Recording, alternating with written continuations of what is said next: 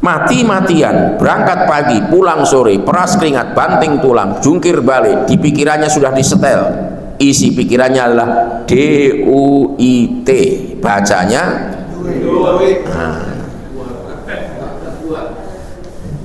DUIT, bacanya uang gitu.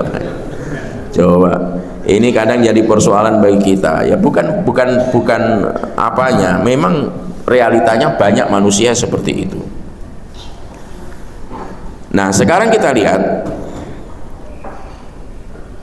orang yang berangkat pagi, pulang sore, peras keringat, banting tulang, sampai membuat kecemasan, ketakutan dalam pikirannya. Karena kadang-kadang rezeki itu didatangkan last minute. Kadang last minute. Kenapa? Karena Allah ingin melihat kita. Sungguh-sungguh enggak? Sungguh-sungguh. Siti Hajar itu ditolong oleh Allah last minute atau di awal? Last minute. Genap 7 kali baru last minute sudah tawakal selesai. Coba. Kita itu sering, kalau dipelajari pengalaman pribadi semua kita masing-masing, pasti pernah diintervensi oleh Allah, dibantu oleh Allah ketika last minute. Karena Allah itu menilai kesungguhan kita, mau keluar nggak, mau sungguh-sungguh nggak, mau terbang nggak. Oh mau dia, last minute dikasih kita, Pak. Jadi kita itu sering dalam hidup kita itu pasti pernah mengalami saat-saat krusial. Untungnya, coba, makanya Pak, kita sering menggunakan bahasa untungnya. Ketika kita menggunakan bahasa untungnya itu pasti last minute, pasti krusial, geser sedikit lepas. Untungnya, padahal bukan untungnya, memang itu jatah kita,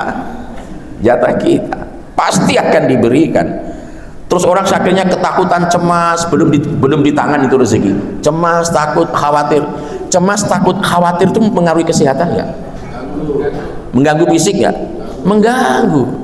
Tawakal kepada Allah, tawakal kepada Allah Subhanahu wa ta'ala. Nah, melalaikan perintah dan mati-matian dalam sesuatu yang ditanggung itu menandakan buta hatinya.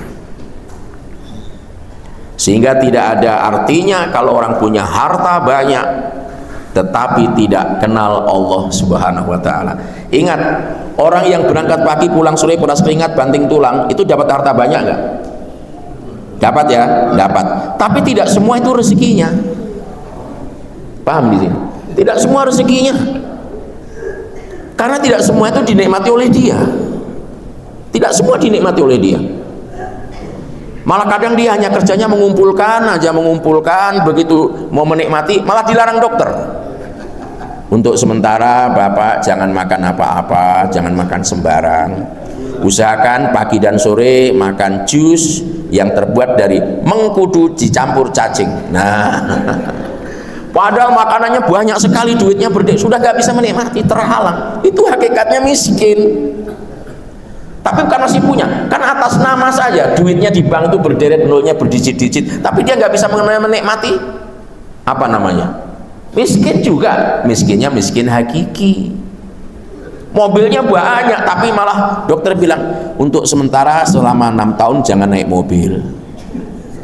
Karena kalau naik mobil banyak polisi tidur di Jalan Asoka, contohnya, nanti terjadi kontraksi itu dalam tubuhnya, itu bahaya syaratnya. Malah dokter menyarankan usahakan setiap hari jalan kaki minimal 6 km. Mobil yang banyak yang bermahal itu dia nggak bisa menikmati, tapi miliknya dia, tapi bukan rezekinya dia, bukan dia yang menikmati. Sopirnya nggak lulus SD, kemana-mana pakai mobil mewah itu. Nah, bensinnya diongkosi, digaji lagi. Coba bayangkan, ini hal-hal yang tersembunyi dalam kehidupan seperti ini. Ini kalau nggak dibaca, nggak dibaca dengan baik, orang akan lalai terhadap perintah, lalai terhadap perintah. Nah, makanya orang yang hartanya banyak, populer, pangkatnya tinggi, kedudukan tinggi, tetapi tidak kenal Allah, tidak kenal perintah Allah, Islam, iman, ihsan, buta hatinya, buta hatinya. Secara demografi, Prof, ini ada angka-angka sebenarnya saya bisa sebutkan, tapi karena ini live ya agak krusial. Jadi ada angka-angka secara matematik sebenarnya, secara global itu. Makanya nggak heran orang Eropa hebat, gedungnya ini apa semuanya di. Kalau nggak kenal Allah untuk apa? Setengah mati kerjanya di Jepang itu, kalau sebelum jam 4 sudah berangkat lagi, apa semuanya jalan, yang ternaknya apa semuanya. Tapi nggak kenal Allah untuk apa? Untuk apa? Nah, coba, nggak kenal Allah, nggak kenal perintah Allah, dia takut dia mengumpulkan harta sedemikian rupa. Itu hakikatnya adalah buta hatinya. Ini dalil yang sifatnya umum. Sekarang yang spesifik, yang agak detail ya. Quran surah Toha ayat 132. Wa'mur ahlaka bis sholati wastabir. Wa'mur ahlaka bis sholati wastabir 'alaiha. Perintahkan kepada keluargamu untuk mendirikan sholat dan sabar dalam melaksanakannya. Ini spesifik. Perintahkan kepada keluarga, istri, anak, cucu, sholat dan sabar untuk melaksanakannya. La nas'aluka rizqa. Kami tidak akan meminta rezeki darimu. Allah menegaskan, kami tidak meminta rezeki darimu. Bukan kami, bahkan kami yang memberi rezeki kepada kamu. Jadi jangan sampai gara-gara sholat ini rezekinya lepas. Bukan, memang bukan rezeki kita. Wal aqibatul littaqwa, kesudahan yang menggembirakan bagi orang-orang yang bertakwa. Dalam ayat ini perintah Allah apa? Memerintahkan keluarga sholat dan disuruh bersabar dalam melaksanakannya. Yang ditanggung oleh Allah apa? Kita membiarkan anak istri kita, keluarga kita, orang yang kita cintai, dekat kita, anak buah kita, bawahan kita, tidak kita perintahkan sholat dan tidak kita perintahkan sabar, berarti melanggar perintah. Disuruh produksi terus kerjanya supaya pabriknya tetap produksi terus, itu termasuk buta hatinya. Itu termasuk buta hatinya. Maka perintah Allah harus dipatuhi. Rezeki itu otoritas Allah. Rezeki itu adalah otoritas Allah. Di Aspol Talo itu ada orang punya 5 orang anak. Anak pertama itu dilatih, di ini, dibimbing, di sini apa semuanya, karena mau dimasukkan polisi. Ternyata berapa kali tes nggak lulus. Ini anak yang ketiga sakit-sakitan, kurus, opname berbulan-bulan. Begitu dia tes, tidak ada bimbingan, tidak apa, dia yang lulus akpol. Bagaimana begitu itu Pak? Bagaimana yang seperti itu? Saya membacanya, wah ini ya Allah, ini permainanmu sangat cantik sekali ini. Kenapa? Anak pertama tinggi besar, dibimbing olahraga, dilatih semuanya, tes sampai habis usianya, nggak lulus. Anak yang ketiga itu nggak diharapkan oleh ayahnya, sakit-sakitan, opname 3 bulan nggak sembuh-sembuh, lulus SMA masuk akpol, dia yang lulus Pak. Ya kalau emang rezekinya mau diapa, dan itu banyak dalam realita kehidupan kita, Itu satu contoh dari sekian banyak contoh. Dan orang kalau sudah buta hatinya, wa man a'rada an dzikri fa inna lahu ma'isyatan donka wa nahsyuruhu yaumal qiyamati a'ma. Dan siapapun yang berpaling dari perintahku, dia akan mendapatkan penghidupan yang sempit. Jadi berpaling dari perintah, meskipun banyak harta, sempit. Popularitasnya tinggi, sempit, pasti sempit. Wa man a'rada an dzikri fa inna lahu ma'isyatan donka, sempit hidupnya. Dan di akhirat, wa nahsyuruhu yaumal qiyamati a'ma, dibangkitkan oleh Allah dalam keadaan buta. Kenapa dibangkitkan oleh Allah dalam keadaan buta? Karena waktu di dunia dia buta dengan cahaya. Nah, ini harus selesai hari ini supaya nggak nunggak-nunggak. Makna buta hati, makna buta mati.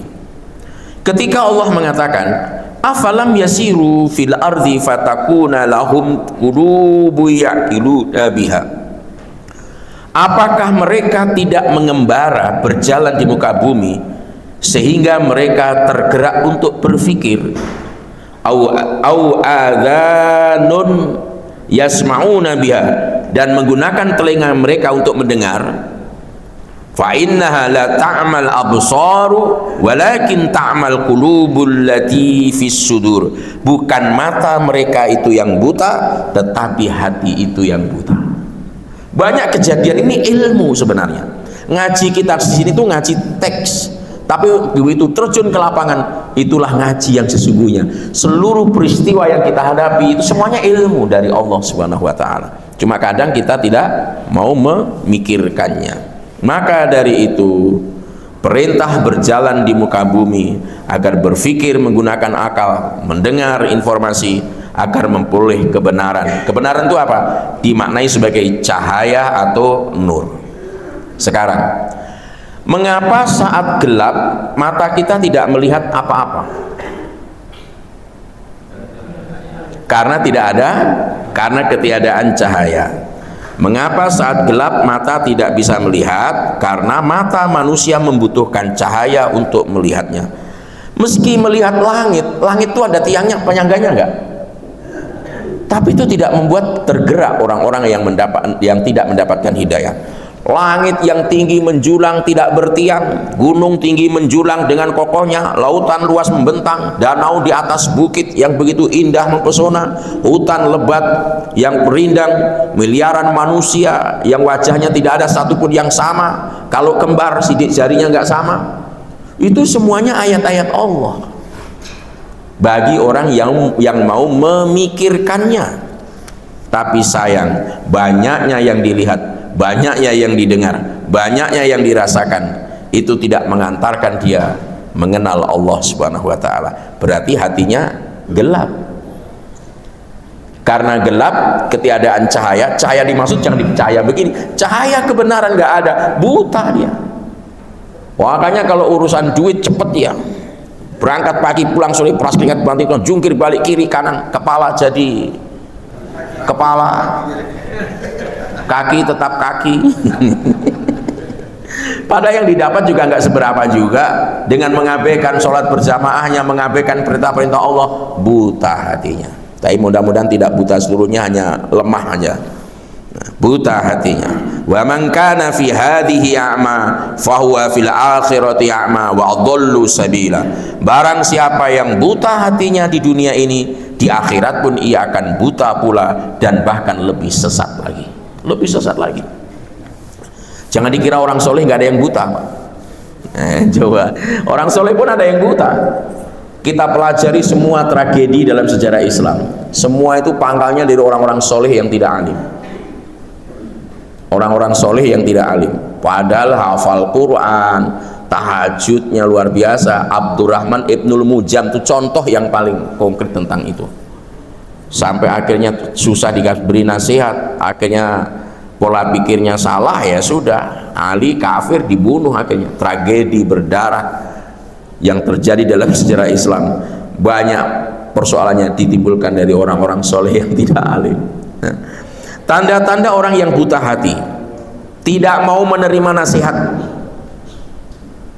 Ini ada imam di suatu masjid di Makassar dinasihati, karena di situ banyak guru-guru besar dari UIN menasihati. Di sini jamaahnya kebanyakan Imam Syafi'i, kalau kamu sholat sebutlah Bismillah, Bismillahirrahmanirrahim, meskipun sir, perdengarkan meskipun sir. Kayak imam di Madinah dikasih nasihat begitu, tetap nggak disebut, karena dalam mazhab Syafi'i Bismillahirrahmanirrahim itu masuk dalam struktur Al-Fatihah. Hilang satu ayat, kecuali Imam Abu Hanifah, satu imam saja tidak mau menerima nasihat. Padahal itu masjid masyarakat. Saya tunjuk saja di Royal Spring. Sekarang banyak guru-guru besar di situ. Akhirnya sudah, karena nggak nurut, nggak mau diberi nasihat, itu termasuk orang yang buta hatinya. Padahal pemahaman agamanya bagus mestinya, tapi nggak mau menerima nasihat dalam persoalan yang sifatnya tidak prinsipil. Prinsipil apa tidak? Tidak. Malah dia petentang-petentang, alhamdulillahirabbil alamin, ngejek itu namanya, Pak. Ini guru besar memberi nasihat malah ngejek, akhirnya copot, lepas dia, rapat mendadak. Padahal beliaunya hanya minta ucapkanlah Bismillahirrahmanirrahim, alhamdulillahirabbil alamin. Itu sudah selesai urusannya. Oh, ada bismillahnya dalam mazhab. Orang yang bermazhab Syafi'i tenang, jamaah saya masuk. Itu yang begitu kan nggak bisa mau diberi nasihat, Pak. Begitu dicopot, nuduh-nuduh, nggak toleran. Anda yang tidak toleran, tidak mau menerima nasihat, tidak dapat melihat kebaikan. Padahal kita diberi dua mata, satu untuk melihat kebaikan orang, yang satu untuk melihat keburukan diri. Tapi yang dilihat apa? Keburukan orang, kebaikan diri. Ya, itu terbalik, itu terbalik.